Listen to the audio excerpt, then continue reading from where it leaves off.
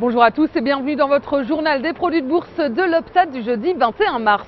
La bourse de Paris monte d'1,43% à 3829 points. La tendance a été soutenue par la réunion du comité de politique monétaire de la Fed et sa décision de maintenir sa politique ultra accommodante. Et cette annonce a mis de côté pour un temps la crise chypriote qui s'est accélérée mardi soir avec le rejet du plan de sauvetage européen. Du côté des valeurs, les bancaires se reprennent et les cycliques on le vend en poupe comme Lafarge ou Vivendi. Et Wall Street repart de l'avant aujourd'hui chez clôture en hausse le Dow Jones qui a pulvérisé un nouveau record historique en début de séance à 14 545 points, termine sur un gain de 0,39%. Le Nasdaq avance de 0,77%, le S&P 500 progresse de 0,69%, très proche d'un nouveau plus haut historique. Et Wall Street a beaucoup misé hier sur Ben Bernanke. C'est la fin du suspense après 2 jours de réunion à Washington.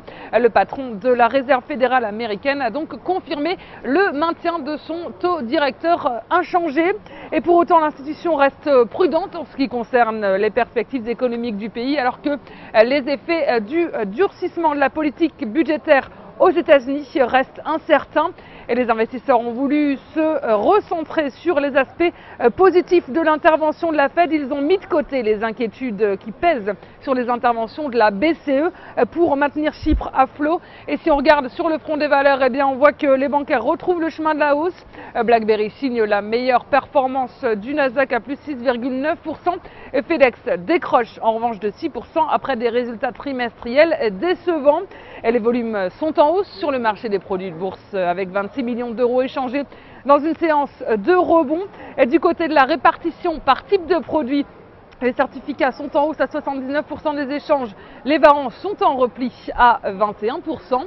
Et concernant les transactions, les certificats représentent 68% des échanges et les varants 32%.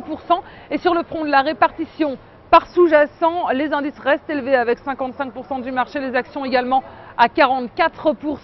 Et la répartition des transactions sur les varants nous indique que les indices représentent 42% du marché, les actions sont à 57%, le taux de change est à 1% et les matières premières sont à 0%. Et on s'intéresse aujourd'hui à l'industriel Bouygues. Graphiquement, le titre a initié un important mouvement de rebond à la suite du contact avec le support à 19,30 € fin février.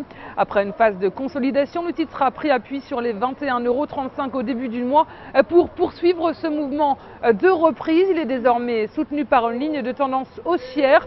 Et de son côté, le RSI a rebondi sur une oblique ascendante et son orientation milite pour la formation d'une nouvelle jambe de hausse à court terme. Une nouvelle phase de progression est ainsi privilégiée tant que le support à 21,35 € n'est pas enfoncé en direction de 24,18 € dans un premier temps. Et alternativement, l'enfoncement de 21,35 € amènerait les cours sur 19,30 €.